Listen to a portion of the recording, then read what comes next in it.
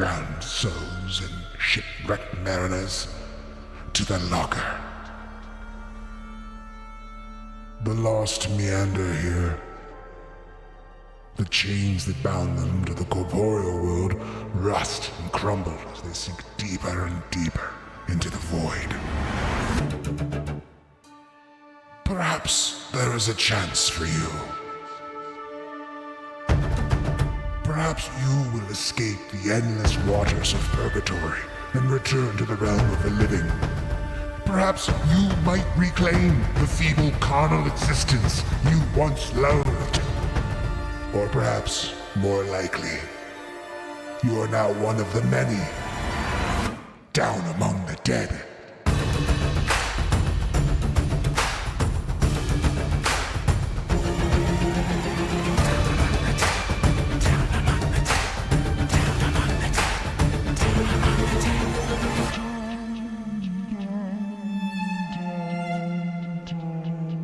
Pirate Borg, down among the dead. I don't want to forget the manual. Where's the 20-page rule book? Where's the red box? So theoretically, that's coming out later this year. But until then, I'm looking for other ways to play RPGs. That's funny. Yeah, I personally have this belief that most people that get into RPGs playing D&D is that they're actually playing the wrong system. Because usually people are like, oh yeah, I want to play, a role-playing game. They just want to sit down, throw dice, and go on adventures and have a good time. And D&D is way too rules heavy for that kind of style of play, and it's really not very good at bringing people into the actual spirit of role-playing. Because when you bring them into D&D, it's like, okay, here, you want to play D&D? Here's a bunch of homework. You have to learn and do all this other kind of stuff. And I'm trying to convert my friends to things like Shadow Dark, Dragonbane, OSR stuff, things that are a little bit more hey, let's just sit down and have a good time. For sure. That's where the board games really come into play. They're just rules light. Well, it depends on the board game. Yeah, that too. That's true. My friend Tom is like, hey, do you want to play some Tyrants of the Underdark? I'm like, yeah. Sounds like fun. What's the one? Gloomhaven? I got that, and I was trying to play that, and I'm like, this is way more intense than I wanted. It looks like my headphones are still charging according to the manual, so I'm gonna chill on that. Well, if Lane pops in, we'll have him come in. What we'll do is we'll role play Lane's character since he has the ship. And basically we're gonna use him for free transportation. He's the captain. That's right. All right, let's get this on the roll. All right. So the pirates made their way back to Coral Town after speaking with the witch doctor. The witch doctor basically told them where they need to go, what they need to do. She also supplied the crew with a hand that can point in a general direction of where they need to go. So the pirates, the crew, are in Coral Town in Black Coral Bay. Smokebeard has his ship handy, and the pirates are all loading their supplies, getting everything onto the ship for the voyage. Is there anything you guys need to do in town? I don't think so. Okay. Not at this point, at least not for me. Did we get paid when we get to port? Yeah, when we left the witch doctors, each pirate received 100 pieces of 8. Ooh. Oh, and what's the gold doubloon to silver conversion? I was trying to find that and I couldn't find it. So that is gonna be 100 pieces per gold doubloon. Oh, snap. Okay, Because I found 4 last session. In the last campaign, it was 10-1, but maybe those are different. Maybe these are different. 10. We can use 10-1. I'm good with 10-1. I actually couldn't remember what we used, so it depends on what you depends on what your treasure handout was last time. I forget, but I think we just had 100 silver worth of stuff. Was the gold doubloons a separate piece of treasure? Yeah, that was separate that he found underneath the Jaguar when he was inspecting the Jaguar, and they were like buried in the mud underneath the Jaguar. Like they were already there. The Jaguar just happened to land on top of them, and as he was searching the body, he found them. Okay. How many doubloons you got there, soldier? I don't like shake it out. I found 4. So for now, we'll just do the 10-1 because I don't feel like we have enough time to do or spend 400 silver. Right. 400 plus silver, so. I want to buy a musket. All right. Go ahead and make any purchases you need. We don't need to role play a shopkeeper. Just add them to your character sheet, basically. I buy a gun in town that deals 2d6 damage because I don't have a ranged weapon yet. So as the crew's loading supplies and everything, Smokebeard is up on the top castle, and he has the severed hand. And he places the ship onto, I guess, onto the helm, and then places the severed hand next to the bottle. And the severed hand starts the fingers start twitching, and 3 of the fingers curl in to where only the index pointer is like pointing in a direction. And the direction, let's go to the map.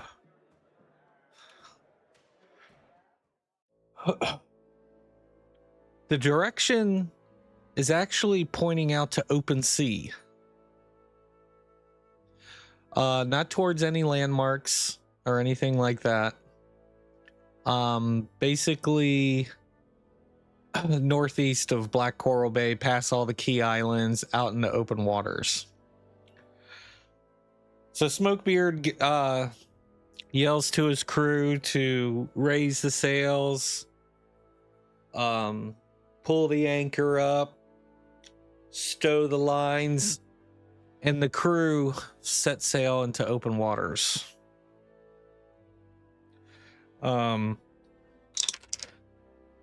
There's currently a lightning storm happening in the ocean at the moment. We are in the dark Caribbean. The sun hasn't been seen in weeks. And as the pirates go to sea, there's rough seas. There's a couple pirates getting seasick. Waters are extremely rough, even for a well-veteran sailor. Let's see here.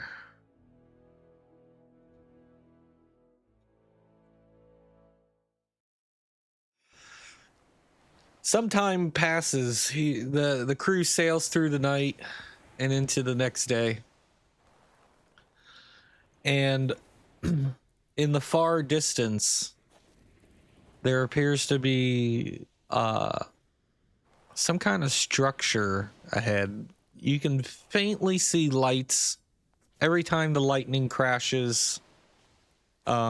You kind of get a glimpse of what appears to be an island, but there are no islands charted in this area of the Caribbean.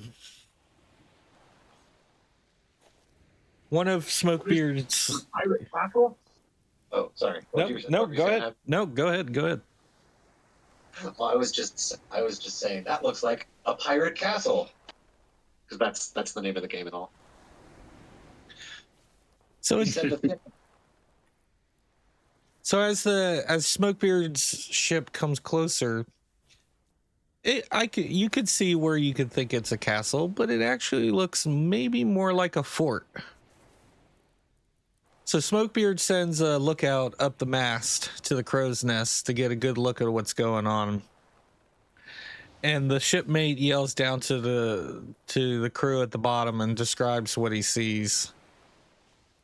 And this is what he describes.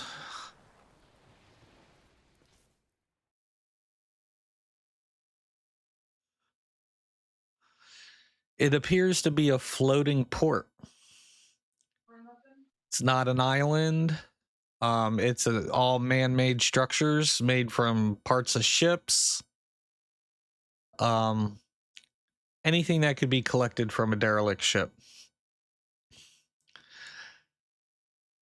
So Smokebeard plots a course for this structure floating in the water to see what they can see. As the crew moves closer, you can start making out the lights and the structures. Just Brandon, describe what your character sees. So my character would be looking out and through the storm and haze, he'd yell, I see lights flickering out there and looks like a bunch of ruined ships cobbled together and like a floating island. Bill, describe what the doctor sees.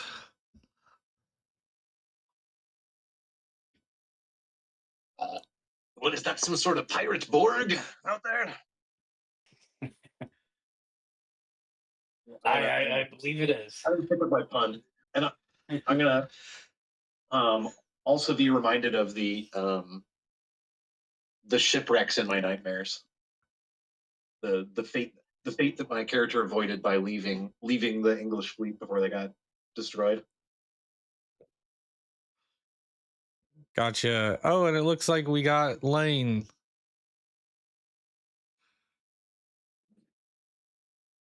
I escaped. You escaped. You got the grandkids to bed. Well, hopefully you didn't tell them any scary stories where they're going to come out and afraid to go to bed. One About of them went pirates. down pretty early, but the older one is still watching Bluey with Grandma, and Grandma said, "You can go. I'm okay." I'm like, "Wow, I'm out of here." Gotcha. I just noticed you popped in there, so I don't know how much you've heard already. I heard the floating collection of island thing, and that was about where I came in. You were describing the floating island. Gotcha. Just to catch you up, Limithron has the West Marches starting here next month. So we're basically gonna try and condense what I had planned for this campaign into tonight, and then maybe do a finale next Friday night. So basically we're gonna try and get all the pieces we need tonight. And since you were the one with the ship, we role played you boarding everybody on the ship and taking us to this island. Well done. This is where the severed hand pointed to. It pointed out into open waters, and we just sailed until we came across this structure floating in the water. Got it. All right. Hold on 1 second. I'm sorry. Hold on. Yep. I'll be right back. You're good. I like the alchemy animations. I love alchemy. Yeah, they're pretty cool. A lot of these, I like it so much better than like any of the other VTTs. Well, it's also that these are like pirate Borg assets too. Like, isn't this one the official? No, actually, this isn't. A lot of this stuff that you guys see, I found on my own. Yeah, because that's cool. I thought that they were fitting to the pirate Borg stuff. That's really dope. Yeah, this one just recently came out by an author called James RPG Animated Maps. I'm on his Patreon. Yep, this came from him. It came out a few weeks ago, and I'm part of his Patreon, so I grabbed it. Man of good taste.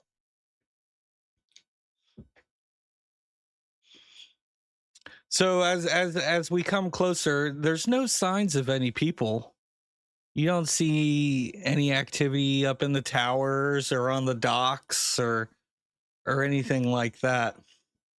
There is one dock though. That go ahead. Are there like light lanterns like in the image, or is it dark? Just like the image, there are items, windows lit. But we don't see any movement or like people. Correct. That's a fire right there. Yeah. It is a fire hazard. Let's see here. So I also have a spell for clairvoyance. I can ask the spirits a question about an adjacent room or area. Though their answer may be a lie, I test spirit to know if they are telling the truth. So where are we right now? Have we gotten off the boat, or are we still on it? Or do you still see anyone around yet? Still on the boat, getting ready to dock. Okay. Well, as we were to like get off and explore, I'd probably try and use clairvoyance and see like where everybody is. But for now, I was like, yeah, I don't see anybody here. This place can't be empty. And then I'll kind of like help dock the ship and all that kind of stuff. Yep. So as you dock the ship, the crew gets off, and if you want to switch over to the tactical map, bottom left-hand corner of the map is where the ship's docking, and that's where you can find the pirates. Your characters getting off on the dock.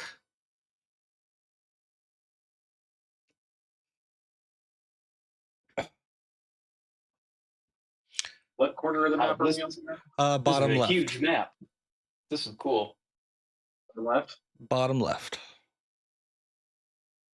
Oh, okay. Right on the docks. I placed your tokens. You should be able to move them.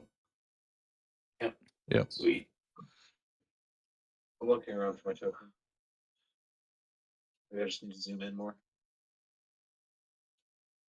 Oh. I don't see my tokens. I'll try refreshing.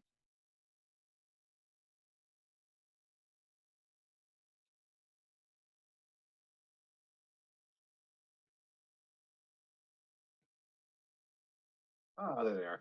I needed to refresh the page. Now it's working.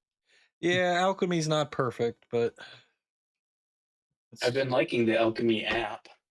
Control R. So as the pirates make their way onto the docks, they're very rickety, so pirates need to watch their steps. After all, this is a floating wreck of a city. But so far on the docks, you still have not encountered anybody yet. It almost seems like a ghost town, like there's nobody there. Well, let me consult the very ghosts themselves, and I'll pull out my skull and I'll ask it a question, and I will say, "Where be everybody?" So I'll use my clairvoyance spell. Okay. And I'm trying to remember. I need to. That spirit. Okay, DR 12.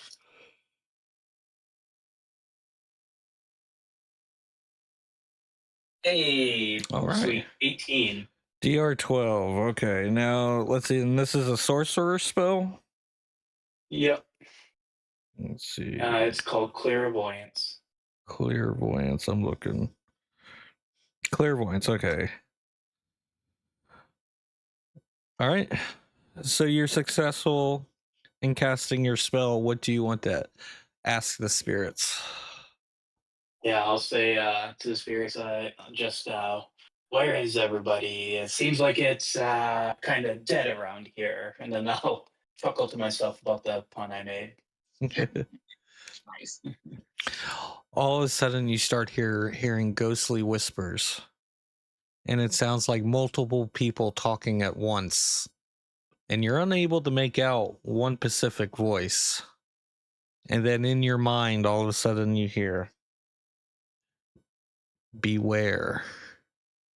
This city may seem empty, but this city also could be full. Step lively, pirate, for your next step could be your last. And then the voices fade away. I'll turn to the rest of the crew. I'm like, well, I have good news and bad news. Good news is I talked to spirits, and they let me know that this place isn't safe. That's the bad news.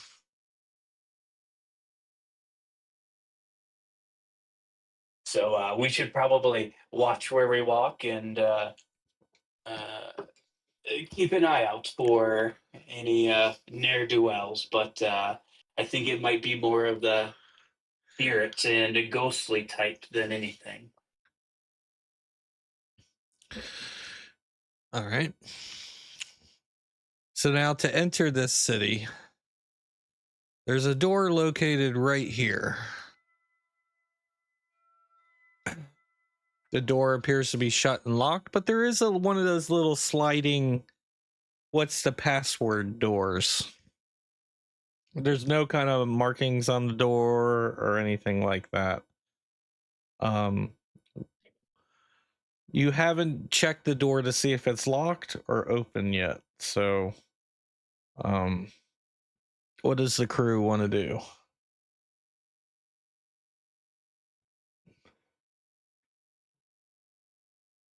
Yeah, we can check the door, and like Alistair can walk up and pull on the door handle and see if it opens.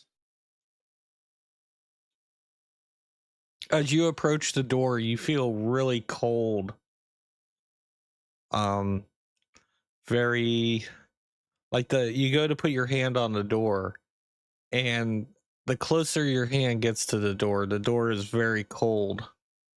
You actually start seeing like the steam, the warmth of your body start giving off your hand the closer you touch the door. And as soon as you place your hand on the door creaks open, and you can now see the inside of this strange port that you're in. Okay. If I look around through the door without stepping through, do I see anything or anyone? You still don't see anybody. Okay. But at the same time, it doesn't look like it's been empty for a long, like, it doesn't look like there hasn't been anybody there. You can see torches. You can see fireplaces going. Things of that nature. Okay. Alistair will just call out and just be like, "Hello, is anyone here? Is it all right if we let ourselves in?" And then he'll just kind of listen and see if there's any response. Okay. All of a sudden, you hear a voice. Hello? Who goes there?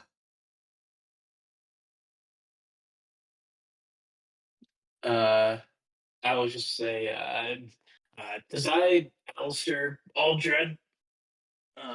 I forget what our ship name is, but I'll say the ship name and the crew, and we're looking for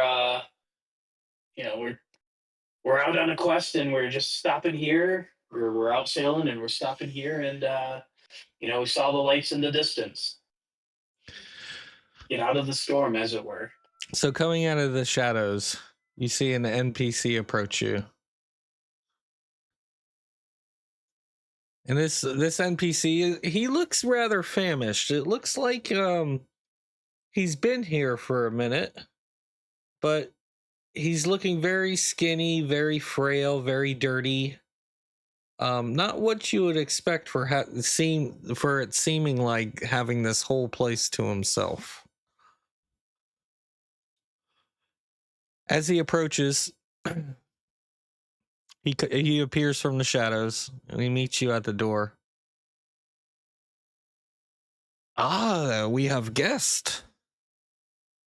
We haven't seen fresh souls around here in a minute. State your business. What are you here searching for?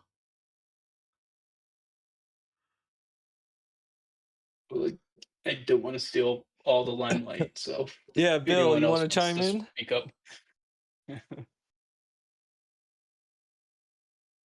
I'm not sure if Lane's made it back yet or not.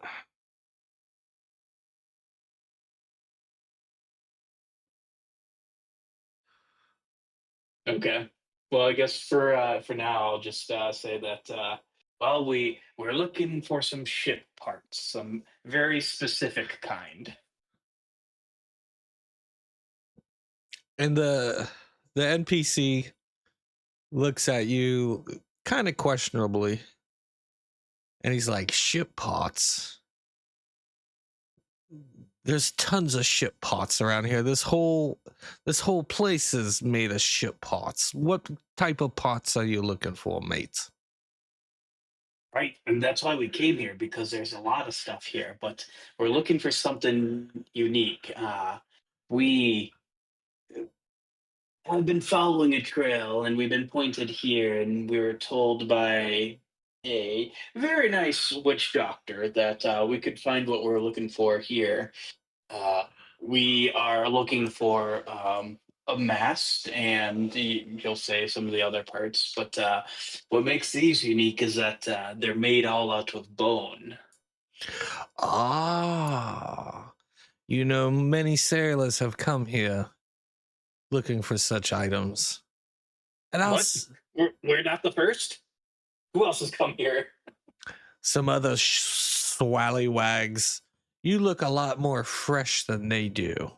Let's just say the last group of pirates were here was all skin and bones minus the skin. Uh, uh, the scourge, or what do they call the risen dead? I think Don't remember. it's the scourge. I think you're right. Okay. Okay. So guys, the scourge. They been here too.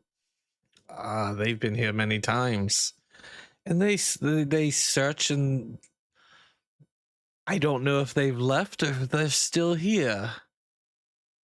I'm the only soul that's been walking these decks for the months now. I tell you what. The only soul here. Wow. I tell you what, pirates. Explore this area. This town, this floating barge of garbage, whatever you want to call it, is called Driftwood. Take a look around. See if you can find what you're looking for. We will rightly do that. Do you have any idea of places where we should probably look? This place is rather big, and if you are the sole caretaker or proprietor, you might know this driftwood a little bit better than us just stumbling around. But that would take the fun out of things, and I don't have very much fun around here. So I tell you what. As you explore this area, you'll see there's multiple dwellings all across Driftwood here. Feel free to explore each dwelling. You may encounter the items you're looking for, and you may encounter our last guest who came and I never saw left. So explore wisely. And Good to know. Thanks for that heads up. as you say that, the NPC kind of just starts making his way away. And he disappears I'll into the fog. him and I'll be like, if we need to find you again, where can we locate you? Or how? I'll yell after him as he's walking away. See, hang on, I need to refresh my alchemy because certain things aren't working. Let me get back to where we were. Driftwood, tactical map.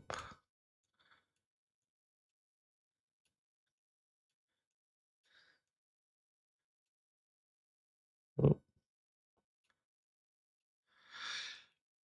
And he disappears into the fog.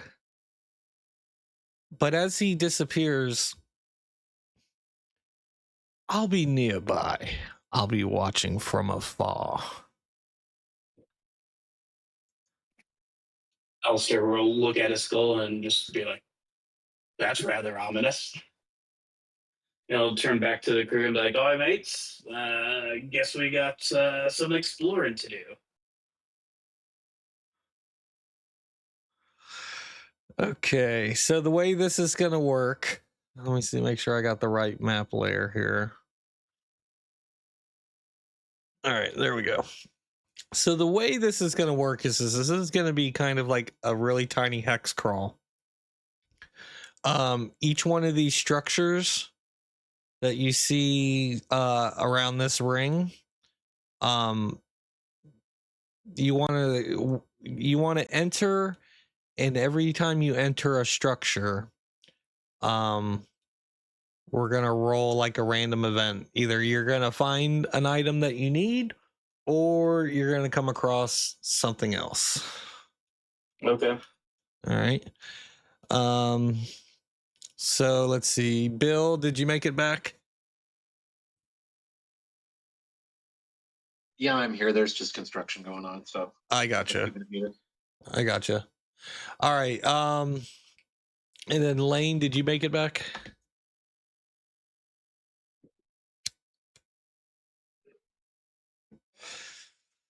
He might still be like still in grandfather duty. Yeah, which is all good. He can come back anytime he wants. I'm sorry, I was talking to y'all, but I didn't unmute the. Oh, mic. okay. At the worst of all possibilities, it was a diaper blowout. Oh. Grandma took her to the bath, changed clothes, and I was cleaning up the mess. Gotcha. Sounds like a sticky situation. Stop. Okay. All right. So you did you hear what I said, Lane? Like, we're treating this like a small hex crawl. Each building's gonna have a random encounter. You either might find an item that you're looking for or some other kind of encounter. Okay. I didn't hear that, but I got you. Okay. All right. And I'll let you choose which structure you want to go in first. Are we at a map? Are we looking at the scene? Yeah, I'm on the tactical map. Okay, let me switch over. Okay. And bottom left-hand corner is where you can find the crew.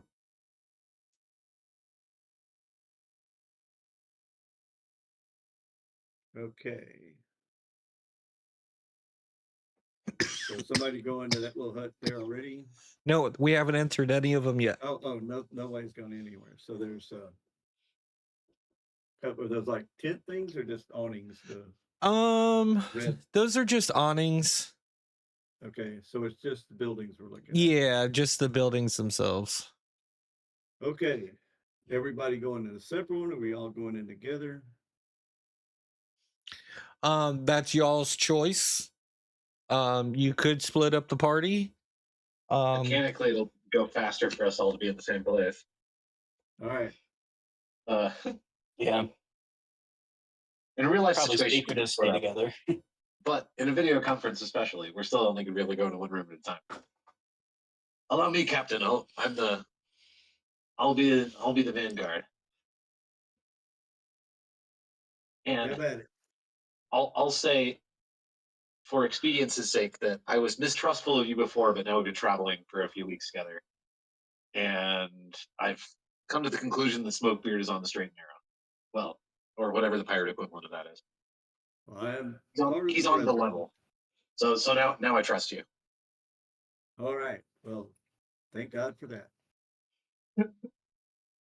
All right. But I'm gonna charge in this building. Check the first room here.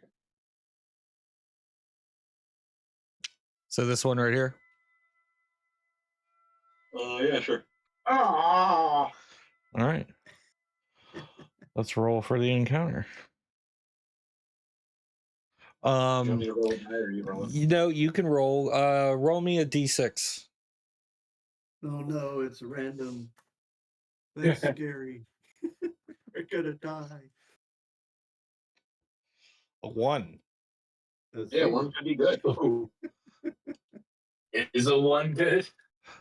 So in this room, you are going to encounter. Let's see. Let me get this right.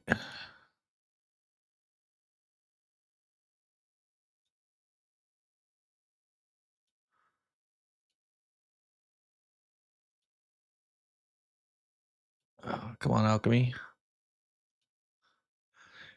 You're going to encounter a Skylarker. Ooh, what's that? So this is an undead. Let's see. He is very excited to see you. For this undead has not eaten in quite some time. And he's gonna let's see, let me get here. Let's see, trackers. And he's gonna lunge for the doctor. So let's see, Brandon, roll a d6. Okay.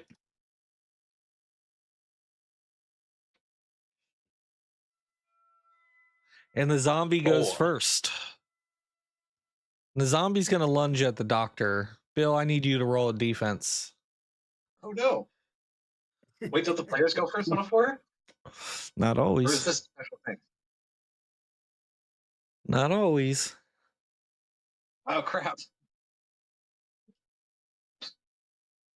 I get a 13. Does that block it? Yes, you do. You're able to describe how you block the zombie from charging you. Well, I've got my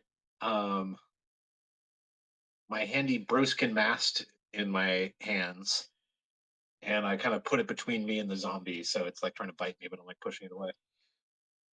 Gotcha. All right, and we're just gonna keep initiative easy, like per player. We're just gonna go around the table. So, Bill, since he lunged at you first, go ahead and take your action. Let me see here. Is there a?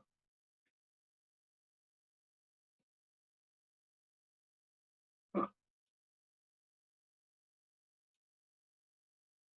Well, I don't have a macro for my weapon yet, but I attack and a miss. And a miss. All right. I will figure out that next one before my next turn. No, you're good. All right. So, Brandon, you're next. Go ahead and take your action. Okay. I will probably run up to the back of the Skylarker there, and I will try and stab it with in the back with a marlin spike that I have, and see if I can rip it off of the guy. Okay. Go ahead. Yeah. How do I do the marlin spike? What damage is that, or what die do I roll for that? So all right. So first, roll to see if you hit. So roll a d20, and then use your. So Marlin Spike, that's a melee weapon. So you're gonna add your strength modifier to it. It'll be a D4. Okay.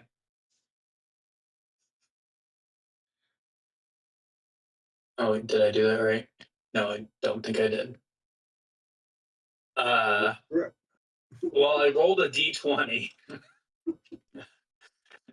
What the marlin spike there did, I have no idea. Yeah, that has some built in. So I think when you hit it to roll the D20, it also rolled the automatic one. So I think the automatic one was fouled. Go with the one you rolled. Okay. So I rolled my d20 and I got a 20. 20 to hit, I guess. Yeah, 20's gonna. Well, let's see here. Let's see your attack and damage. Okay. Yeah, D4 for damage. Yeah. Okay. Yep. Go ahead and roll a d4 then. 3, 3. and that's gonna double the damage. So you do 6 damage to the zombie. All right. So let's see here. Let me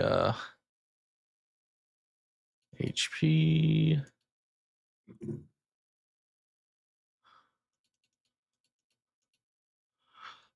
All right, describe how your attack happened to the zombie, to the lurker, sky lurker. So I'd see him like lunge at the doctor, and I'll like run up behind him, and I'll just like stab my Marlin spike like right in the base of its like neck, and I'll like get off him, you scourge of the seas, and I'll try and like whip him around. Or that might be a second action, but I'll just stab him in the back of the neck, the base of the neck. So he goes to kind of let out that zombie type of scream, but because you stabbed him in the neck, like whatever was left of his vocal cords are just obliterated. So he's just kind of looking at you, just screaming without any sounds coming out of his mouth. However, he is still standing. Smokebeard, it's your turn. All right, so I'm gonna rush up there between the doctor and Alistair and take my boarding axe and try to cleave his skull. Okay. Go, go, go. And it's a hit for 3 damage. And that's enough to take the Skylarker down. So describe how you take the Skylarker down.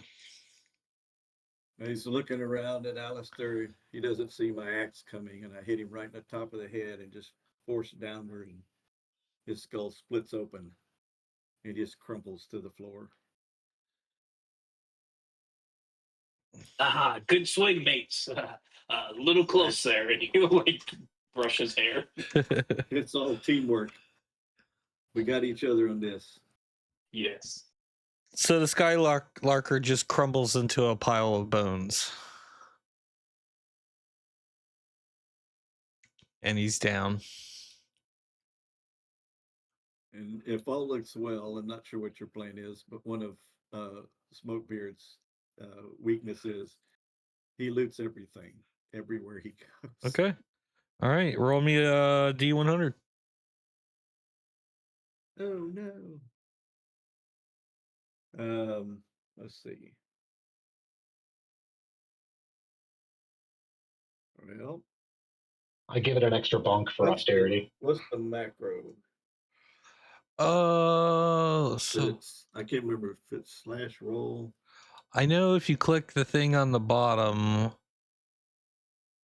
Let's see here. They don't have a D100. Yeah, they sure don't, do they? Let me see if this works. I think you can just roll 2d10. There we go. It's /roll space the dice. So 59. Let's see here. You find the results in silver, so you find 59 silver. Aha. Nice. All right, mates, we'll divide this up 3 ways since we all took a hit. Well, that's mighty kind of you.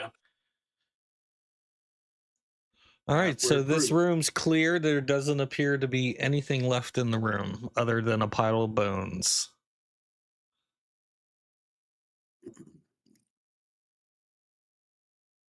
All right. Doc, you want to pick another one?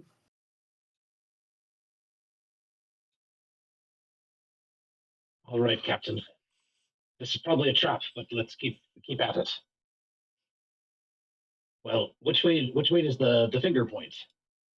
The finger just basically got you to Driftwood. At this point, the severed hand is just a severed hand. It's no longer magical. All right. It's just holding the middle finger up. It's holding the middle finger up. I just slap it to make sure it's working, yeah. And then if it's not working, I say, well, let's just go clockwise, I guess. Clockwise. And he's kind of grumpy that the hands doesn't tell him where to go. Okay. Let's check out this rickety shack. And because it's an RPG trope, I'm going to kick the door down.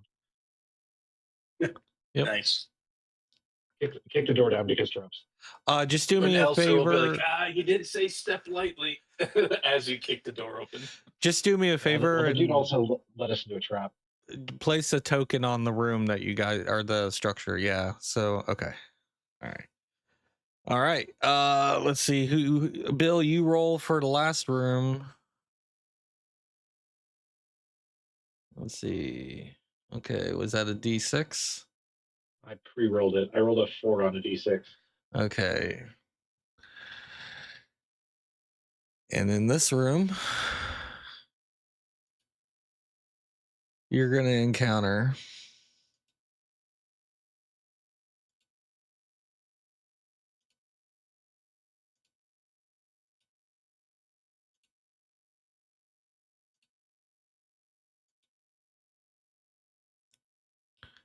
two bilge rats. These are, let me pull it up. Let's see here. These are more zombie-like characters. Let's see here. I'm trying to pull up the stats on them because I don't have them memorized. Okay, so you have two more zombie-like creatures. Let's see. Lane, Smokebeard, go ahead and roll me initiative. Are they automatically reacting in a hostile fashion? Yes. Not too bad. 3, the pirates go first. Maybe we can trick him into being a friendly. I'm not give him some smoked meat. I mean, you can do anything you want, but as soon as you open the door, they're aggressive. Yeah, they're angry. I'm just wondering what their reaction was. You know. You couldn't hear it audibly, but in their stomachs you heard food. They're coming for us. All right, so the pirates are going to go first. This time, let's start with Alistair. All right, he will take his trusty Marlin spike again. Like, be gone, you beast! And I will run up and try and stab him with that. Oof, that doesn't look good. Oh, so your Marlin spike, you go to stab him with your Marlin spike, and your Marlin spike just breaks in half. It crumbles to the ground. Their hide is tough as scales. Let's see here. Lane, you're going to be next. All right, I'll take on this other side over here, and I'll attack him again with my boarding axe. Okay. Swings. And you miss. You take your swing, and the bilge rat is able to dodge your attack. Doctor. The doctor attacks and misses his attack too. Man, these zombies are pretty agile. Now it's the zombie's turn. The one that's right here next to you, Alistair, go ahead and he's going to go for you. Go ahead and roll me a defense. Okay. Ooh, an 8. All right. And let's see. This one's weapon. Before he rolls damage, do you want to turn it into a passive Devil's Luck? That's true. You have Devil's Luck available. I only have one right now, so I think I might want to hold on to it, unless you guys know something I don't. Okay. I imagine we're probably going to run into worse things. Let's see here. I'm just trying to get into the bestiary because I think these do D4. I just wanted to make sure. That's one of the zombies. It's a build rat. Okay, you there yet? Or? Yeah, I'm looking. I'm on The it. contract. All right, here we go. 1D4. Yeah, sure, Bill. No problem. Okay, so 1D4. So let's see here. 1D4 damage.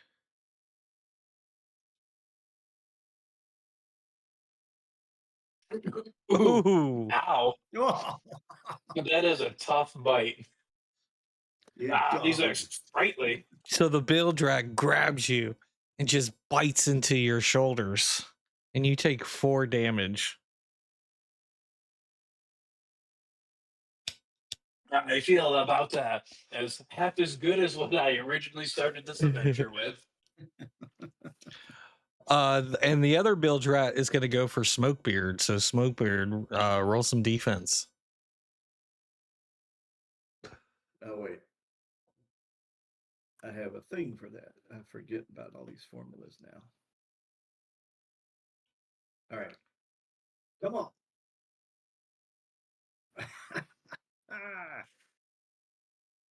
I don't understand that one. I'm trying to see what weird. It's got. The D20 is an 8, and it rolled a second one after the agility. So 8 plus 5 is 13. If you click on the, I'm looking at the. If you click on the 31. Okay. It'll break it down. Yeah. I gotcha. Okay, so D8 plus your agility 18. Okay, so you're able to defend off that attack. Describe how you avoid taking damage from that build rat. As he's coming at me, I've got my boarding axe over and I just slapping his hands, trying to knock him and push him back. Okay. So you do the opposite of what Alistair did. Well, I was attacked. I didn't get a chance to that's hit true. him. So as that's what I had in my hand was my boarding axe. I'm just like slapping his nasty hands and his teeth away from me. So the attack continues on, and we're back at the top of the round. Alistair, it's your turn. What do you want to do? I will try and actually cast Deadhead. I summon a flying ghostly skull, and I test Spirit Deer 12 to have it deal damage. And that's 2d4. So I'll attack the one that was attacking me. Come on. Nope. That does not pass. Does not pass. I needed 12. Yep. Is your agility in there? Well, no. Oh, does this not automatically add it? I don't think it would add agility because he casted his spell to do damage. Oh, I'm sorry. Yeah. All I can think of is attacks. All I can think of is attacks. Yeah, this is a spell. It's different. Yep. Okay. Gotcha. You got a bonus on it, the 7, so that makes sense now. Yeah, and that's what what. Going. Why does it show spirit?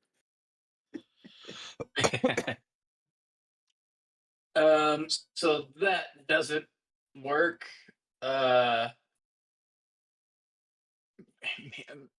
Okay, so I think what I'm going to do is bravely try and retreat outside of the door. And then I think that'll end my turn. I was like, "You guys got this. I'll be right here if you need me." I as you pass by, I retrieve a piece of smoked meat from the satchel and say, "Eat this." You get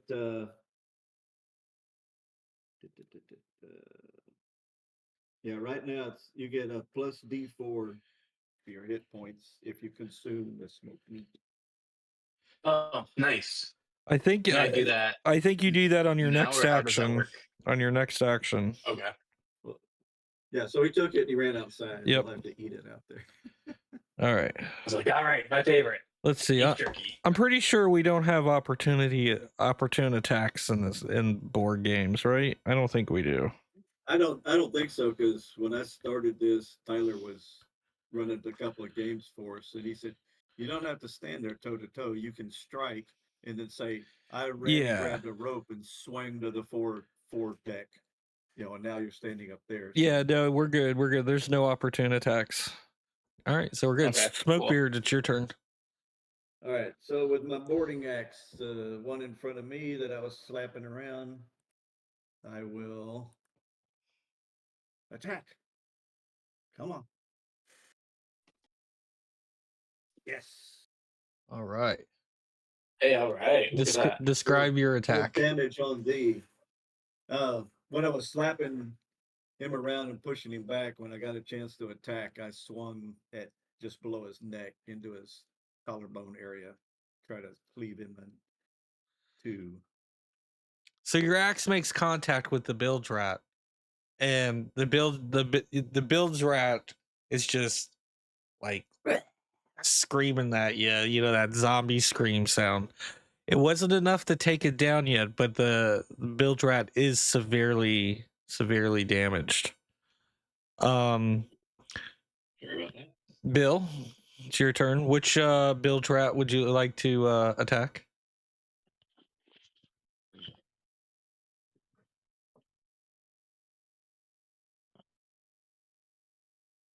Mic check. Bill, kill something. Is it my turn now? Yep. Oh, okay, cool. Sorry, I had contractors needing something. Oh my god. Oof. I've missed 3 rounds in a row with this thing. Board games, you gotta love them. So you make your attack, and it's basically useless. That giant mast you're carrying around doesn't work very well indoors. Oh my god. It hits the ceiling. You know, some of the straw from the roof is falling down. I'm getting wharfed. All right. My DR is 10, but I can't hit anything. Okay. Let's see. Who hasn't rolled initiative yet? I think it was Bill and me. Okay, so Alistair, go ahead and roll D6 for me, please. Yeah, okay. I have a button on alchemy here for individual initiative. Would that work? Or doesn't it matter? No, I'm trying to keep it. That's kind of for a special. I think if you hit the button, it should still work. It should still work though. Oh, we'll try it. See what happens. We can ignore it if it doesn't work. It still rolls a D6. All right, so with the D6, the pirates get attack again this round. So Alistair, you're first. So bravely from a distance, I'll try and cast Deadhead again. So test spirit, DR12. Come on, baby. I'm like, I'm honing it in. I'm trying to, set my sights properly. I think you don't use up the spell slot until it hits something, so the deadhead is still whizzing around the room. Oh, okay. Does that make sense? I think so. It takes an action to summon it, and then it'll fly around, and you can test spirit to hit stuff until it hits something, and then it goes away. Ah, okay. All right. So go ahead and which bilge rat are you going to attack? The one you've been attacking, or the one that's over by Smokebeard? Yeah, the one I've been attacking. All I right. don't know how to. I got the bonk on one of them. Hey. And we got a hit. So describe how your floating skull attacks this bilge rat. Floating skull misses, but the broken mast hits for 4 damage. Yep. Unless a spirit check 9 hits, I don't know. Oh, what? No, the spirit check 9 didn't hit. Yeah, he rolled a 9. Oh, gotcha. I bonk. I get the bonking. All right, and which one were you bonking? I'll bonk the bonk one. Just move my token so that you can... Okay, I gotcha. All right, so you hit it for 4 damage. Describe what you do to it. It's still alive, but barely.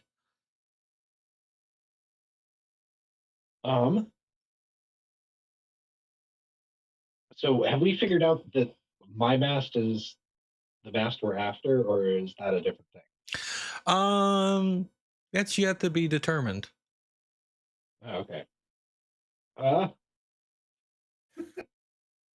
Okay. Well, maybe we'll determine it now since you asked. So, as I'm swinging it, the illusion on my mask starts to wear off, and it's not an actual mask or a traditional mask at all. It's a mask made of bone.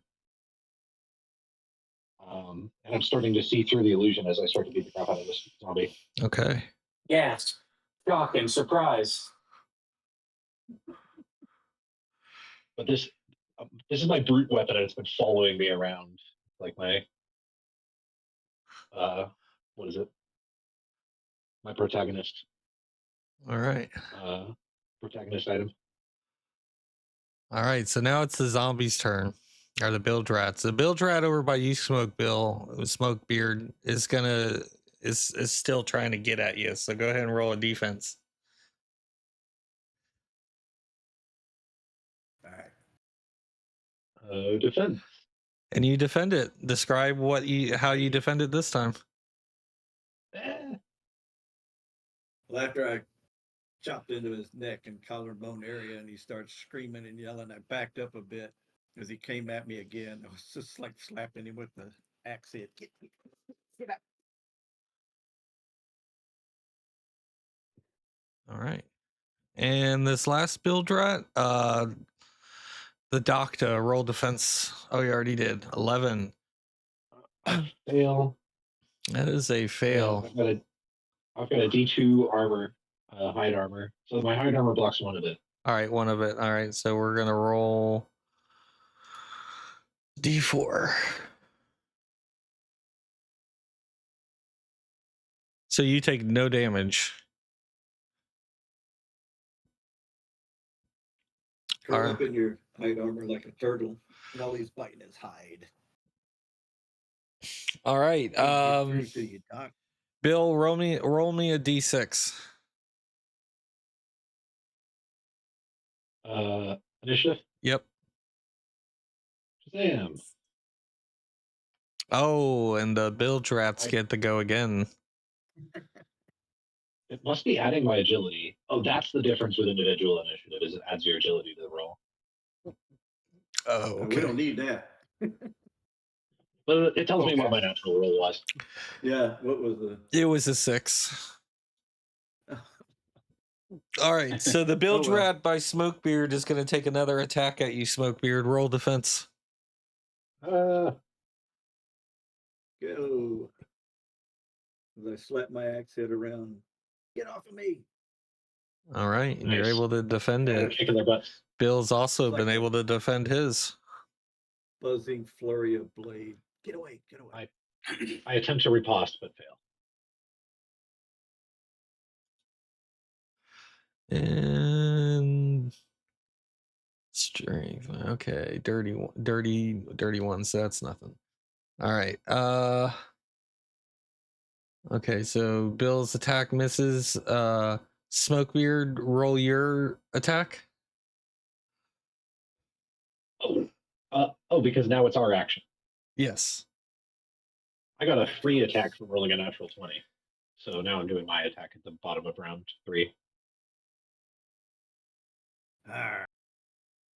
6 damage, 6 damage. And you could probably help finish them off if there's anything left to finish off. Nope, that's enough damage so that you've taken down both of them. So both of the bilge rats just crumble into a pile of bones. We make a good team, mates. Good work, you guys. You see how I distracted them with the skull? It helped. It did help. Yeah. Well, I got your back. Eat that meat that you gave me. Okay. It is a 1d4, you said? Yep, roll 1d4. And you 3. Yep, you gain 3 HP back. Cool. Smokebeard, I know you said you like looting the body, so are you gonna loot the one next to you? Without fail, unless somebody wants in on the action. You take that one, Doc, and I'll take this one. You can take the stuff, but I would like to harvest this this green powder if that's all right with you. Oh, the ash. No problem there. It has medicinal qualities that I'd be interested in. Okay. Absolutely. Take what you want. Would you hold on to this other stuff for me? And I pull out of my satchel a harpoon and a shovel, like a little collapsible shovel, and I hand them to you. Okay. So that I can fill my satchel with ash. So while he's digging up ash, I'm poking around the creatures in the building to see what's free for our collection. All right. Smokebeard, go ahead and roll a D100.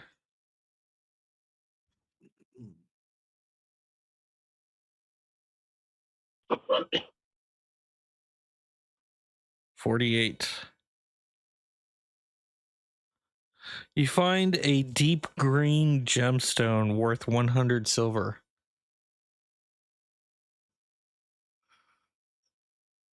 Nice. Oh, you find a shiny. Yeah, I'm holding it up to the light filtering through the crappy roof. She's a pretty one. And is somebody going to search the other one, or? Well, he was wanting chemicals, so I'll just search it while I'm. Or you can search it while you're getting the chemicals. You were closest to it. Do you want to roll something, Brandon, or should I? While I'm sifting through this intoxicating. Yeah, substance? go ahead. I'm outside, so you're good. I'm watching your back. A 39. You find a small wooden flute. Oh, cool. These are the musical variety of Bill Drats. Who has the severed hand? Who was using it to lead us here? Was that Doc? I believe Doc possibly had it. Wasn't me. So Doc, you feel the hand starting to move, and kind of like Thing from the Addams Family. The hand props up on its fingers and starts walking across like your chest and down your arm, and then starts walking onto this mast that you have. And then all of a sudden the hand grabs onto the mast, and the illusion of the mast has completely faded at this point. And now what you have described before is the mast has turned into bone, and you have found the mast for the ship in the bottle. You've had it all this time. I've been trying to get rid of this thing for months, but it just keeps following me around. And the hand is now permanently grabbing onto the bone mast. Like it becomes one with the mast. As I try to detach it in a spooked fashion. It's stuck.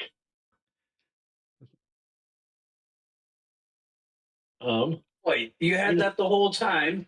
Why do we even need to blooming come here? Oh, I didn't know that this thing was magical. Well, I kind of figured it was cursed, to be honest with you.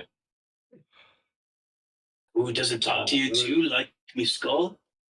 I wonder if I can use this thing like a divining rod, and I'm gonna hold the hand, and I'm gonna hold the anchor and see if I feel anything like a tingle. It's possible. So at this point, you have the ship in a bottle. You have the mast for the ship in the bottle. The two items you have left now are the sails themselves and then the rusted anchor are the two items you need left. Well, hopefully, in and out of character, the rusted anchor or the sails are still somewhere around here. And/or the hand brought us here for something. So just the fact it revealed your weapon was what we were looking for, I would say, yeah, we've got to have some other stuff here to find. I think it's given me kind of a tingly direction in that way, and I just kind of make up that we should go north. I love it. Well, we got a circle to travel. Bill, I'm lying because brutes can't even use magic. The doctor, while you were rooting through the piles of bones, you found enough ash for 1 dose. Oh, nice. Okay. So you just 1 dose back. Yeah, 1 dose of ash. These were some skinny skeletons. Getting high on your own supply, as they say. Well, maybe I'll smoke this through the flute later. Oh, very inventive. All right. So we're clear with this room. We can move on to the next room. So behind us over here, is that a building? That's a watchtower. Watchtower, okay. Yeah, that's elevated. That's not going to be part of the hex crawl. That's just aesthetics or however you want to call it. So this one over here out kind of in the middle of the water here is another building? Yes, correct. And that appears to be north. So taking what the doc said is the gospel, I suggest we move up into this one over here. Oh, yes. Oh, and another thing about that watchtower, just to add a bit of fluff. Can we send an NPC dude up there to like watch out for us or like watch our backs on the ship? Like an NPC that was on Smokebeard's ship? Yeah, Claude. Yeah, like Claude is my second-hand man, so I asked him to take the high ground and holler out if he sees anything. Okay. So Claude can be up there.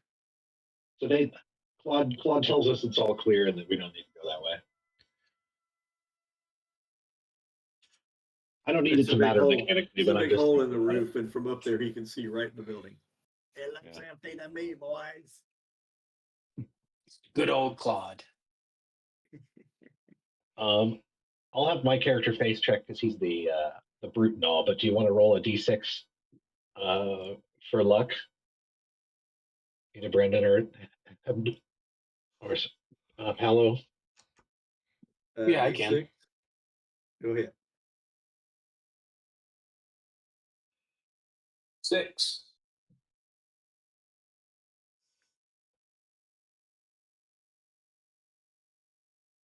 Hey, okay. Well, if either 1 or 6 was good, then we're likely to find what we're looking for.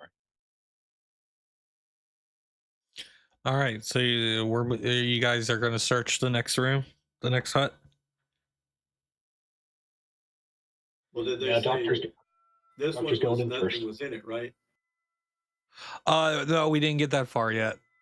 Oh, I thought that's what the conversation was from Claude. Well, Claude, the watchtower's empty. Yeah, the watchtower's empty. The watchtower's empty. Yeah. Okay. All right. Yes. Then I'm still leaning on what the doc said about his magic telling him the thing's pointing north, and that's basically north of the building we were in. So yes. we move up here and let's get ready to. You may have sussed out already that I'm lying about being able to divine which direction to go next, but you're very kind to at least go along with it. Smokebeard, anything to do with magic, he just automatically believes in and believes that y'all can do anything. So you appear to work with magic. Oh, nice. I just buy it. Yes. Perfect. I'm ready to charge this place. Alistar has probably figured out that I'm strong, but Yeah, you're going. All right, awesome. Ina she keeps saying, I don't have magic. And I'm like, yes, you're a wizard. You're magical. And whatever she says goes. So Alistair it's just been kind an of side ongoing eyes the thing. doc. I don't say Right. anything. We just keep moving on. I'm like, whatever. Right. We're just traveling in a circle here. So while you two are trying to figure me out, I go ahead. I'll go ahead and in this building and see what's what. All right, go ahead and roll me a d20, Smokebeard.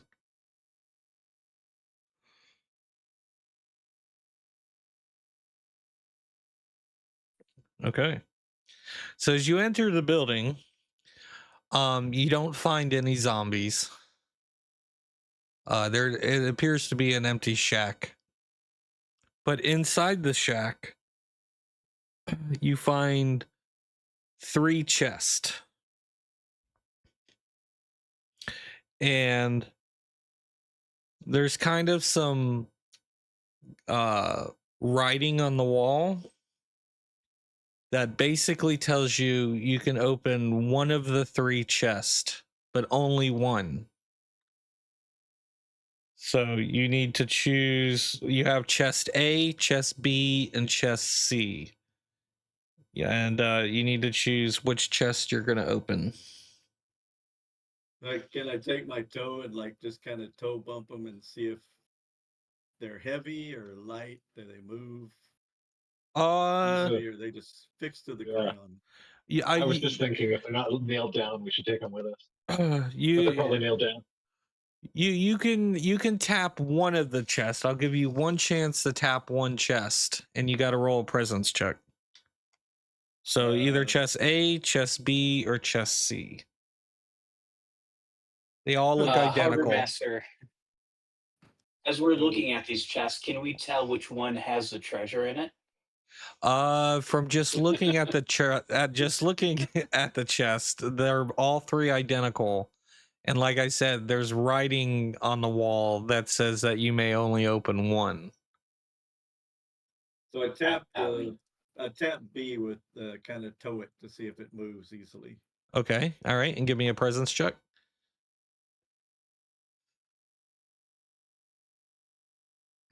So as you tap it, you hear a thud, thud, and the chest doesn't move at all.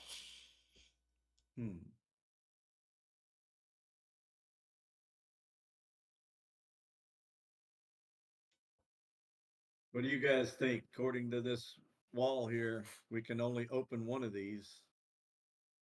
This one's pretty heavy in the middle, but they could all be anchored.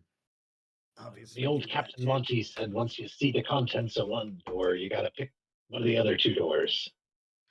It's a pure logic problem. All right. Explain it to me over some drinks that I don't quite grasp it. But we should go with a different chest.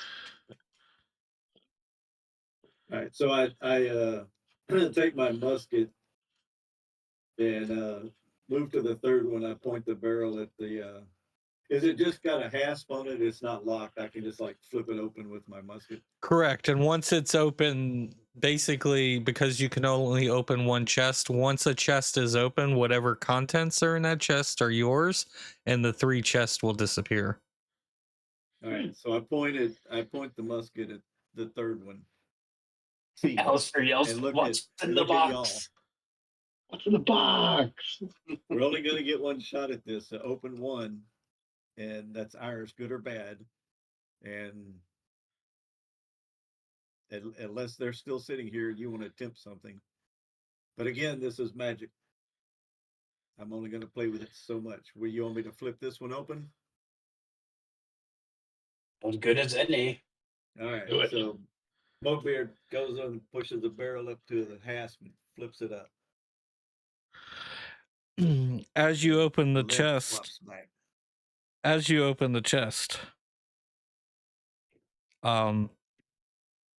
you see 2 eyes winking at you, and hopping out of the chest is a foul, a chicken of sorts.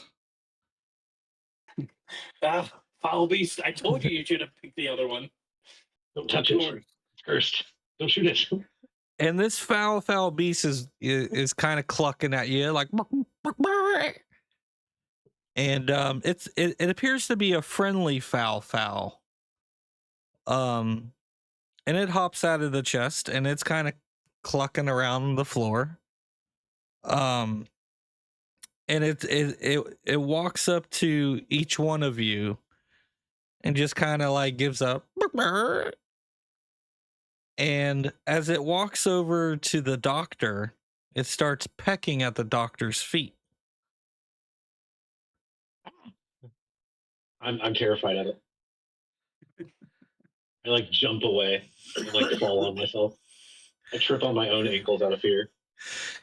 So as you're falling over, the foul comes up to you, and this foul is now your companion. This foul will follow you to the ends of the world. Oh, fuck. Well. So this foul I guess I should eat it, or else I'll be cursed. Is basically. See, I knew you were magic. Yep, the foul is now your companion. It'll follow you anywhere you go, and it does D2 damage. So it'll fight for you, but it's only going to do D2 damage and only has 2 HP. Okay. I'll give it a little bump of ash. Just a little bit. Just a little bump of ash? Okay. I'm assuming that's why it's following me around. So, okay. All right. Roll a D20. Okay. I didn't calculate this thing's you didn't think it all the way through. I didn't calculate the dosage. So now this foul fears the sun and thirst for blood, brains, or both. So now you now have a chicken companion that feeds off of blood and brains and is afraid of the sun. You best sleep with one eye open, friend. All right, and as that chicken becomes your companion, all 3 chests disappear and the room is clear now. All right, well, congratulations, Doc. You get rid of one curse item and you get another. I gave him a very angry glare. And I walked out the door going, yeah, I should have opened the other one. Yeah.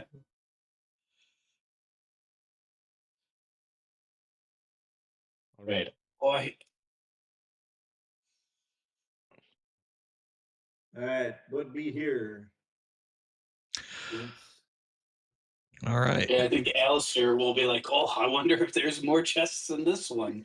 And then he'll pop in and see what he can see. Okay. As you enter the room, sitting in the corner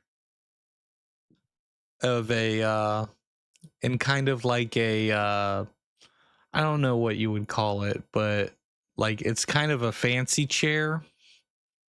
It's very old, decrepit, and sitting in this fancy chair is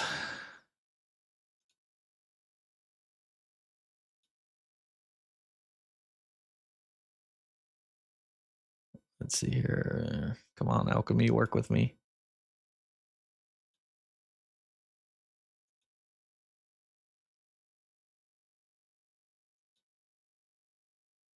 Is another zombie-like creature. The Grog Barrel. I called dibs on this one. That one's my companion. He looks fancy. He sits there and he lets out a zombie growl at you, and he stands up. Let's see, whose turn is it for initiative? We made it 3 rounds, or I lost track already. Let's do this. Alistair, go ahead and roll a d6 for initiative. Just a regular d6. Okay. 6. All right. The grog barrel goes first and charges No. Smokebeard. Oh no. Smokebeard. You got this one, mate. So roll defense, Smokebeard. You got it.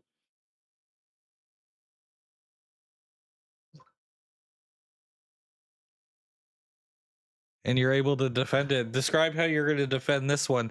This one's like a really fat, like, looks like it might have been, when it was alive, it might have been a wretched, member at some point in time. He's got like a really raggedy looking, one of them wigs on that like British would wear.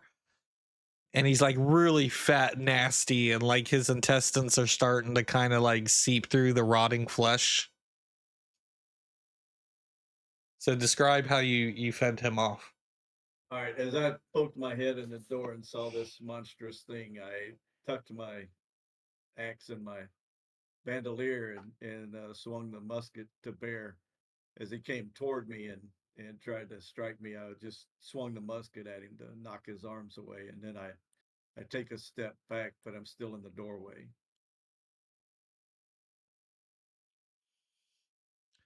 All right, very good. Let's see. So the pirates are up now. Alistair, you're inside the room. How do you want to spend your action? What do you want to do to this thing?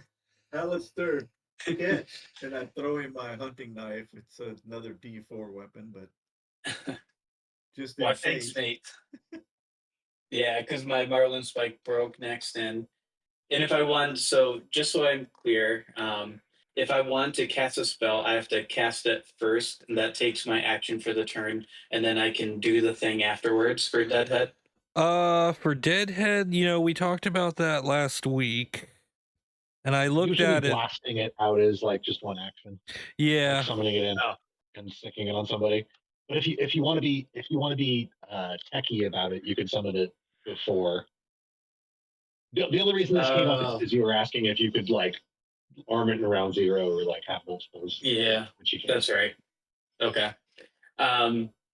Well, I won't look a gift horse in the mouth, and I'll catch the knife out of the air, and then I'll try and stab the grog guy, like uppercut, like into the jaw, like his lower jaw with the blade. All right, go ahead and roll your attack. Okay, so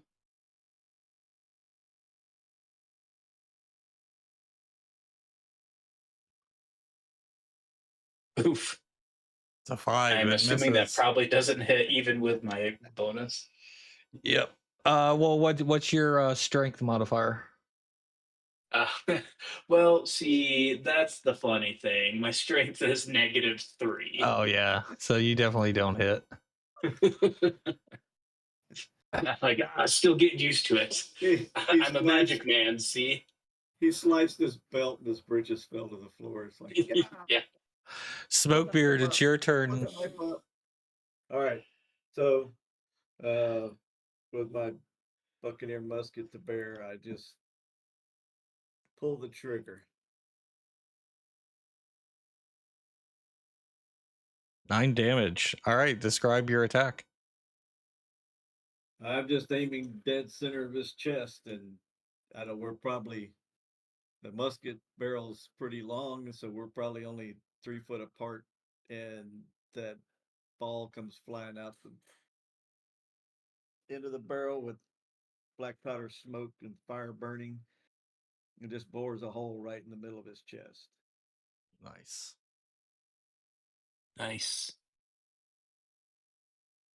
The doctor, Bill. the hunter. I'll try and invent baseball. But I miss. And baseball doesn't With your happen bone- for another 300 years. With your bone bat.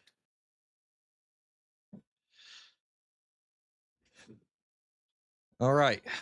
So this grog barrel zombie like thing is fixated on Smokebeard. Smokebeard, roll another defense. He's going for you. Captain, watch out. It's just gonna Uh, like vomit blood on you. Wait, I'm on the wrong page. Hold on. There. Okay, here it comes.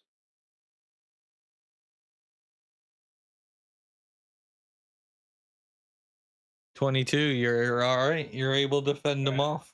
How do you Nice. avoid them this time? Again, I'm just I've got the musket kind of in reverse and using the buttstock to just punch him with it, blocking his arms away, All right. ceding ground to him because he's so big, but just defending him with the musket as a club. Gotcha. Alistair, it's your turn. Okay, I'll say thanks for the knife, but I'll stick with what I know, and I'll try and cast Deadhead again.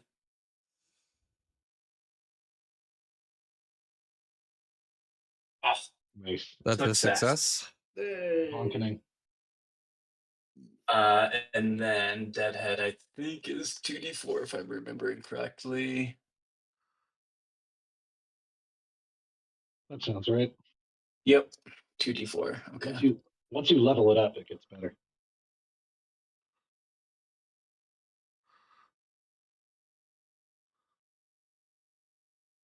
For 7 points of damage. 7 damage. All right. Hang on. Let's see where we're at.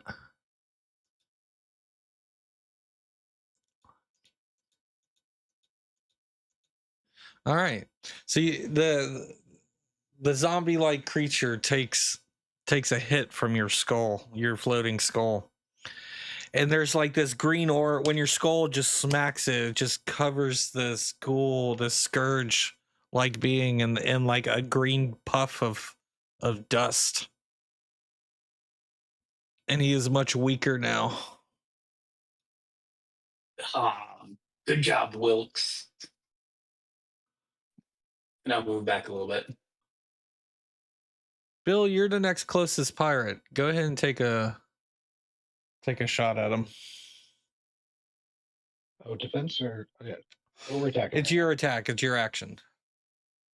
Run offense in football terms. Dang. I barely missed because I still have negative strength. Ugh. Okay. I missed because I get spooked by the zombie. While this is all going on, the chicken is just at your feet at the entire time, just sitting there like squawking away, just. I haven't trained with it yet, so is it fighting for me or is it just doing its own thing? It can, but it does use an action, so that's just something you can remember. You could either keep it as a companion or however you think in the future it could fit using its action. That's how that works. Smokebeard, your turn. All right, so I whip out my boarding axe and try to split his skull. Oh no, I get covered in gore. Or juice. 15 attack, 5 damage. All right, let's see here. That's 5 plus 9 is 14.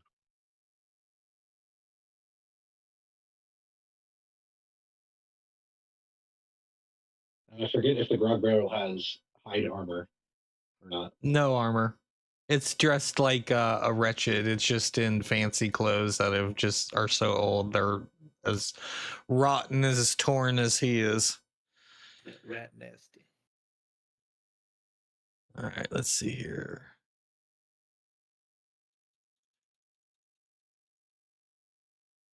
And with that takes the scourge down. Describe your finishing move, Bill. Or Smokebeard, I'm sorry. Well, I snatched the boarding axe out and come overhand, trying to get a little above him and come down really hard, right in the middle of his forehead. And as it does, it cuts through the nose and the lower jaw and stops in his chest. Then I yank it out, step back. So this nasty thing doesn't follow me. Nasty. Meanwhile, the chicken goes over and starts pecking on the dead scourge, kind of pecking at its flesh. It's whatever eyeballs are left in it. It's feeding on the dead scourge. And while the chicken's doing that, Bill, you're the mast with the hand on it.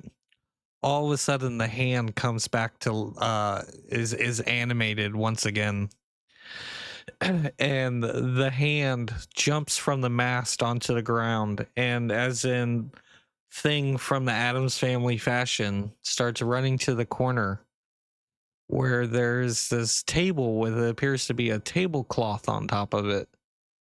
The hand jumps on top of the table and is basically like, I know you all have seen the Addams Family, and you know how Thing, when he's trying to get your attention and point at something, he's doing like the finger twitch thing. His finger. Yeah. Furious finger tapping. And he's tapping on the tablecloth.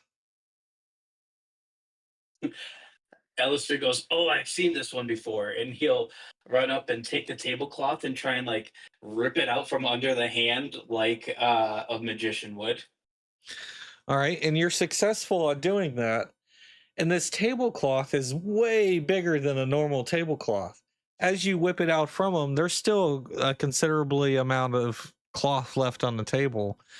And that's when you then realize that you have found the sails to the ship in the bottle. The cloth itself, like, it feels like cloth, but it's actually skin.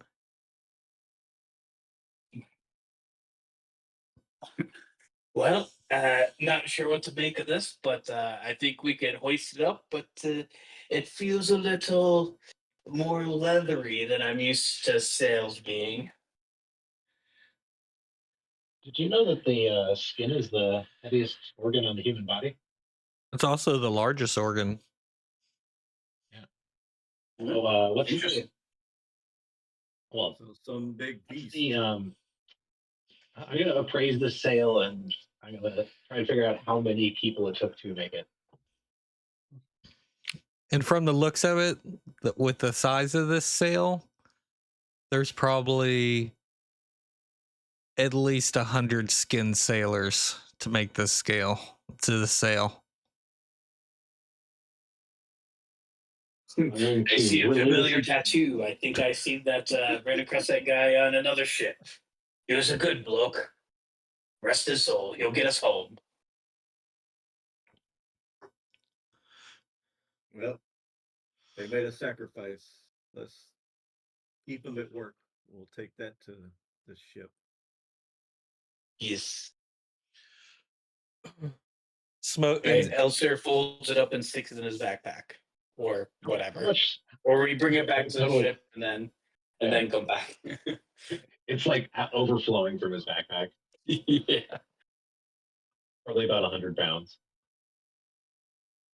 Don't worry, lads. I got this. And he's trying to like drag it, but can't move it at all. I'll help you. Yeah, it's much obliged. And we like carry it with two people. And I know in Smokebeard fashion, Smokebeard likes to search the body. So who would like to roll D100? I can. Okay, go ahead.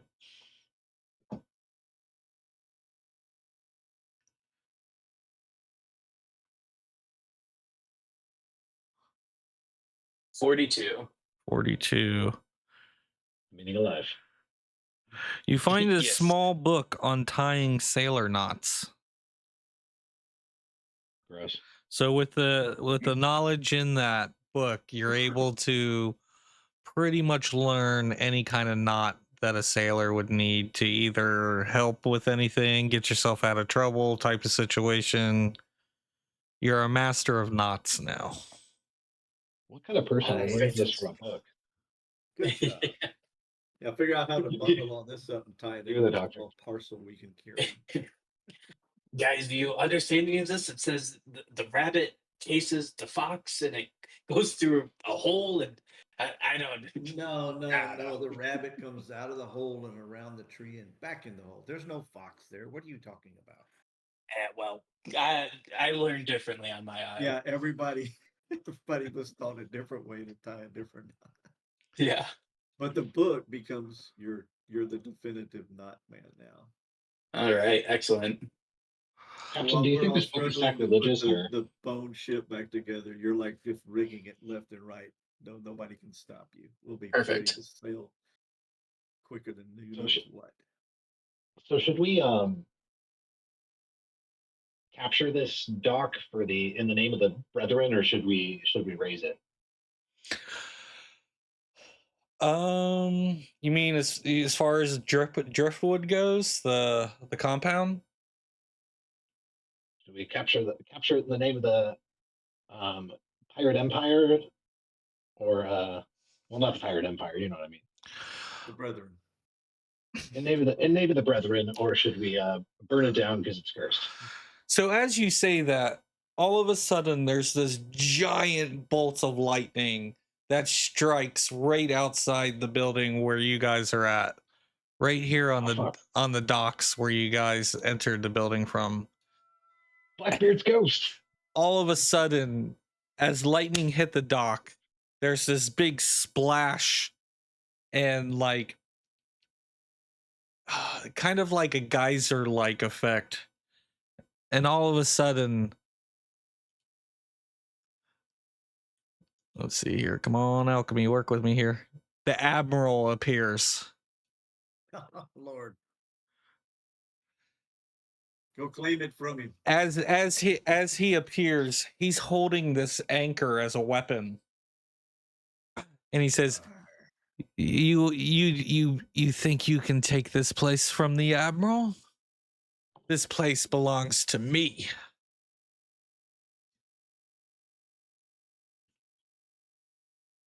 You can keep it if we can have your anchor. I'll keep your souls. Bill, roll me a d6 for initiative. Elster yells, "Mine's already accounted for, sir." And the pirates get to go first. Can I cross the distance in one turn, or do I have to spend a turn running towards him? You're close enough to where you could run up to him and use your action. I'm gonna try and bull rush him with my brute weapon. All right, roll attack. Knock him backwards, maybe. Can I knock him backwards instead of dealing damage if I hit? So this guy is pretty much the boss. There's no crowd control. There's no knockback. There's no stun. It wouldn't work. It wouldn't work on him. He's too sure-footed. All right, I'm gonna do a normal bonk for 3 damage. 3 damage. Okay. Let's see here. Give me 1 second.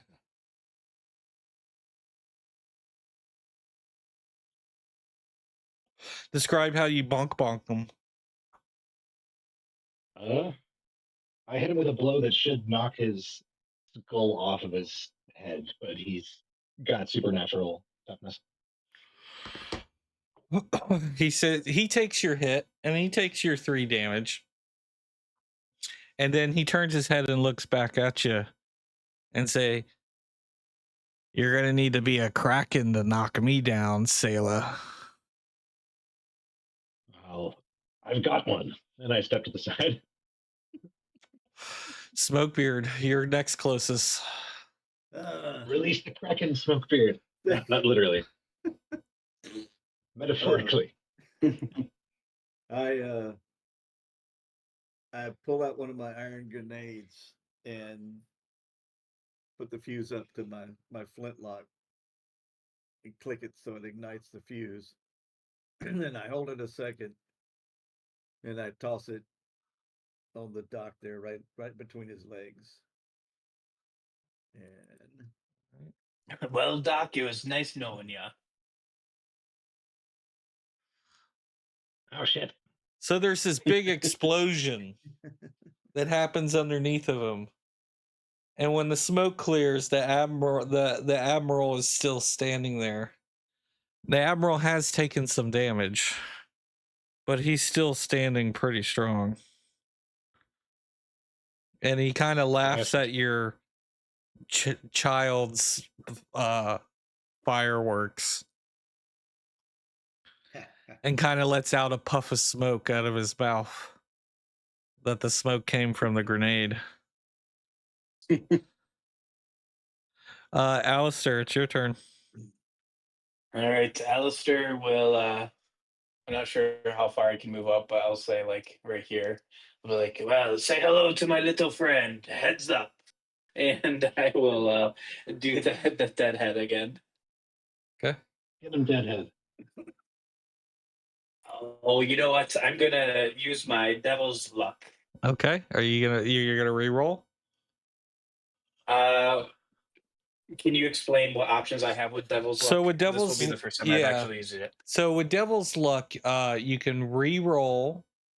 You can do max damage. You can drop the DR by 4. Let's see, what else is there? Bill, do you know off the top of your head? I'm pulling up the page now. Yeah, not super helpful here because all it'll give you is a reroll. Yeah.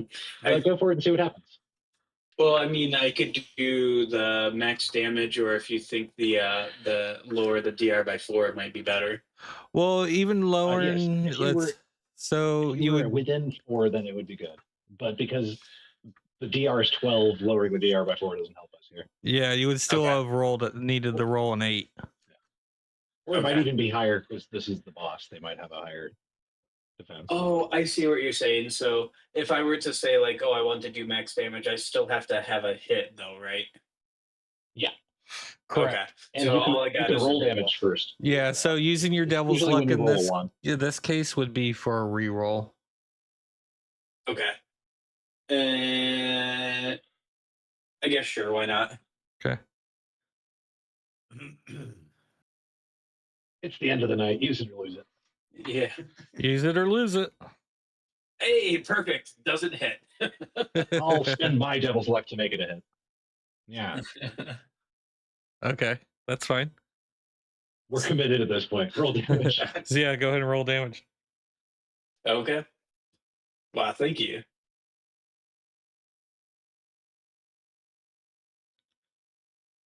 For 5 damage. 5 damage. All right, describe how your deadhead hits the admiral. I will thrust my skull out in front of me, the one that I'm carrying around, the human skull, like Mighty Morphin Power Rangers. And I was like, just like something stupid, like attack. And then the green skull comes out and just like a cannon fires out of the skull and slams into the boss. Or light him up. All right. So as your floating skulls attack the admiral, he's taking the damage, but they're not really like phasing him that bad. Like it hurt. It's more or less like pissing him off than it is hurting him. But he does take the damage, and he's still standing. At this point, boy, friends, we might need to teach him a lesson the physical way. At this point, the admiral's gonna rush Smokebeard, and he's gonna go to swing the axe, or not the axe, the anchor. So Smokebeard, give me a defense.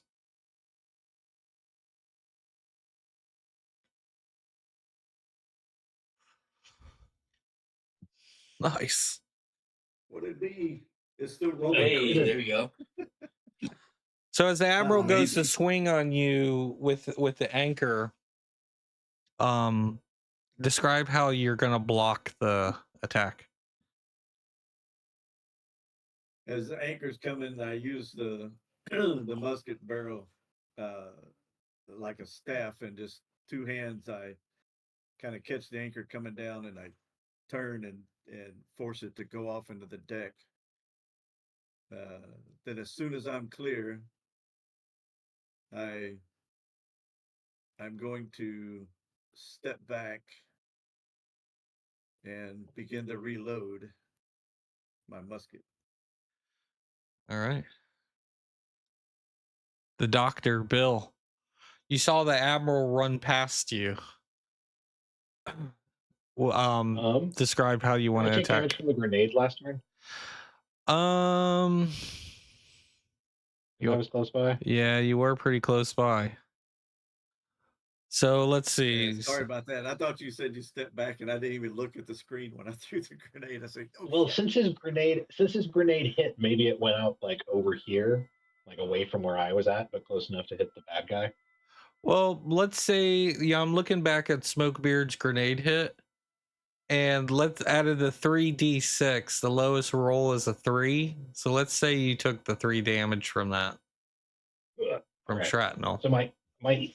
So my ears are ringing, and I'm kind of catching my breath / like prone for a few seconds after getting hit by this grenade blast. And then as I look around, I see that the chicken has started attacking the admiral, and I'm going to mechanically this round I'm gonna sick the chicken on him. Okay. All right. So go ahead and roll. Death peck misses. So the chicken runs up to the admiral and starts pecking at its feet. The admiral turns to the chicken, gives it a grin, and kicks it into the water. So now there's a chicken in the water now. The chicken's not dead, but the chicken's in the water, and the chicken is making its way back to you, Bill. He must not be aware of the foul's curse. That's correct. It's gonna take the chicken a whole turn to get back to you, though. Oh, Alistair. I haven't named the chicken yet. No, not yet. Alistair, it's your turn. What do you want to do? Well, I will take the dagger that was given me, and mechanically, how would it work if I just want to try and like throw it at him and like hit him with it? So do for your defense. Let's see here. Okay, so go ahead and roll the attack. See if you hit or not. Okay.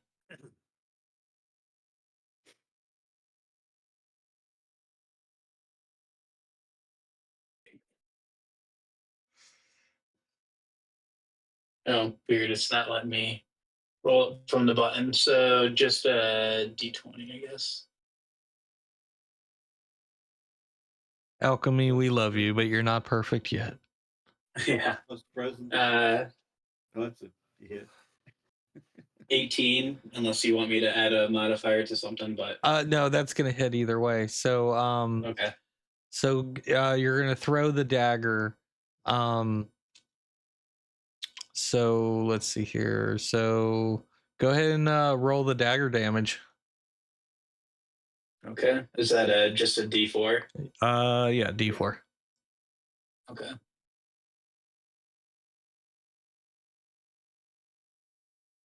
Two. Okay. So as you throw the dagger is flying through the air at like it's like slow motion as the dagger's just tumbling through the air. And you're able to land the dagger right in the left eye of the admiral. Nice. At this point, the admiral drops the anchor onto the dock and it just starts backing up on the dock. And he pulls the dagger out from his skull, and his eyeball is attached to the dagger. Oh, sweet.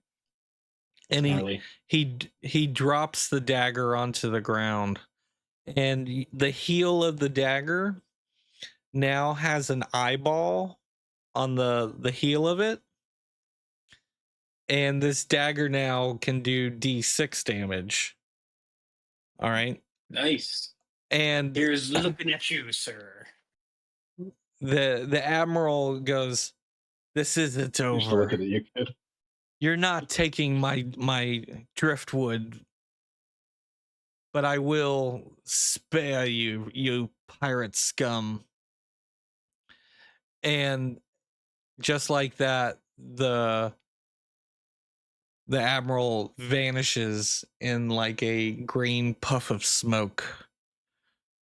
He disappears, leaving behind the dagger and the anchor on the deck. Now the severed hand. I can't believe that worked. The severed hand. I run through the cloud angrily. It's like getting crop dusted. Oh, it's just a very stinky cloud of sulfur. Yes. Oh, damn. That's a nice touch to add to your smoke bomb. Doesn't need to have sulfur, but it's a nice touch to add it. Okay, so the admiral is gone now. He has left behind the anchor. The severed hand was on Alistair's shoulder because Alistair was the one who grabbed the sail.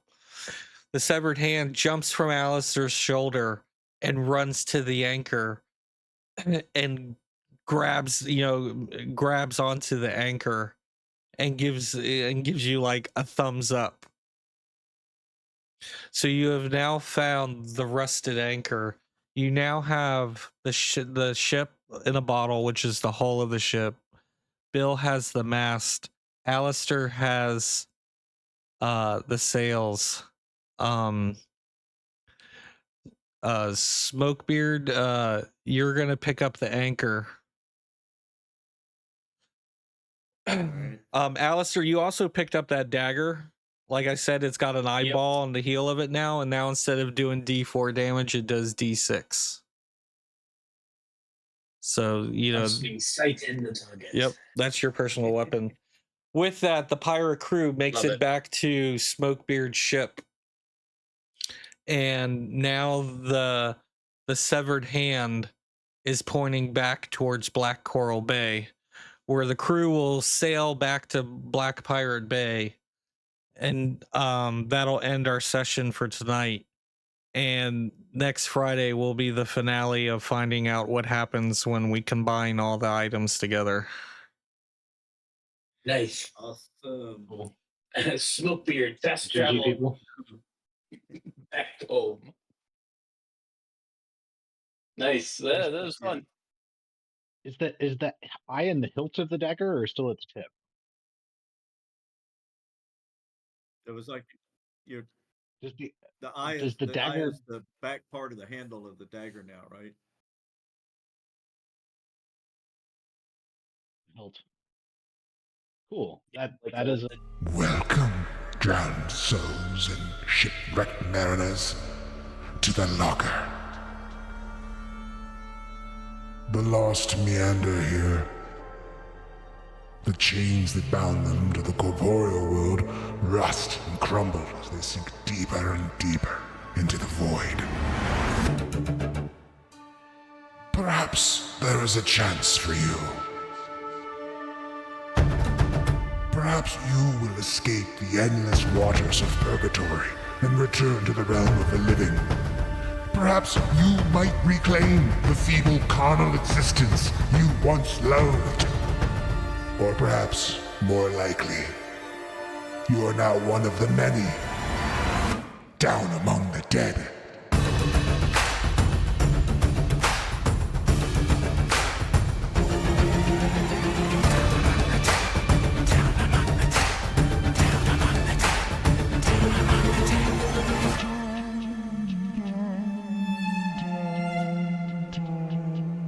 pirate Borg down among the dead.